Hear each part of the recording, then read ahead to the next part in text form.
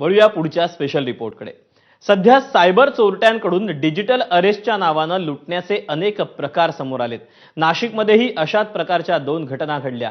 या दोन्ही घटनांमध्ये एक साम्य आहे, ते म्हणजे ऑनलाईन फसवणूक।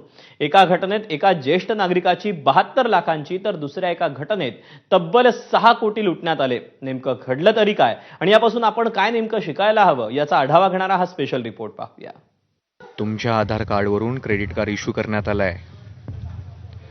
त्यातून आर्थिक गैरव्यवहार झालेत आणि तुम्हाला अरेस्ट करण्यात आलंय। तुम्हाला आता सरन्यायाधीशांच्या कोर्टात हजर करण्यात आलंय आणि तुम्हाला 72 लाख रुपयांचा दंड झाला असून रक्कम भरावी लागेल। हॅलो, ऐकू येतंय तुम्हाला?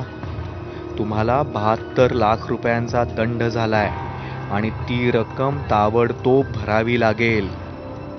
हा असा फोन तुम्हाला आला आणि तुम्ही खातरजमा न करता पैसे भरलेत तर समजून घ्या की तुम्ही आयुष्यभराची जमापुंजी गमावली आहे। नाशिकच्या गंगापूर रोड भागात राहणाऱ्या वृद्ध लालसरे दाम्पत्यासोबतही हे झालंय आणि त्यांचे 72 लाख रुपये सायबर भामट्यांनी लुटलेत।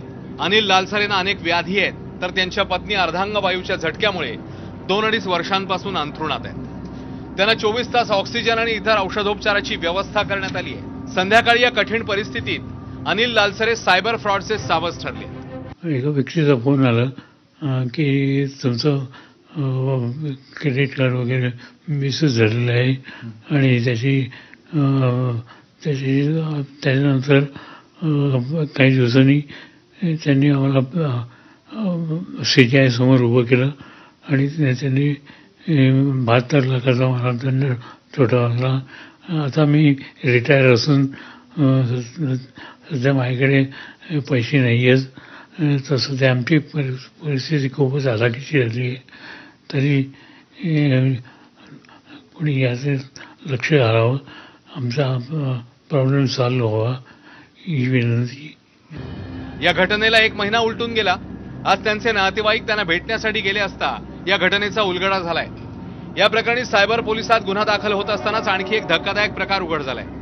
आणखी एका वृद्ध व्यक्तीला तब्बल 6 कोटींचा गंडा घालण्यात आलाय। ऑनलाईन कंप्लेंट घेतलेली आहे, FIR पण दाखल करत आहोत आणि दाखल झाल्यानंतर पुढील तपासामध्ये जे काही ट्रान्झॅक्शन झालेलं आहे ते निष्पन्न होतील।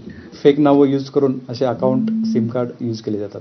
सर्व नागरिकांना माझं प्रथम असं आव्हान आहे की डिजिटल अरेस्ट असा कुठलाही प्रकार अस्तित्वात नाही।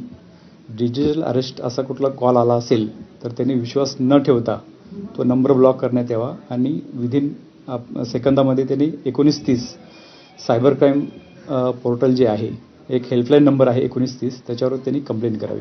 दरम्यान प्रत्येकाने सायबर साक्षर होण्याची गरज तज्ज्ञांनी व्यक्त केली आहे। सायबर फ्रॉडच्या घटनांमध्ये दिवसेंदिवस वाढ होतीये।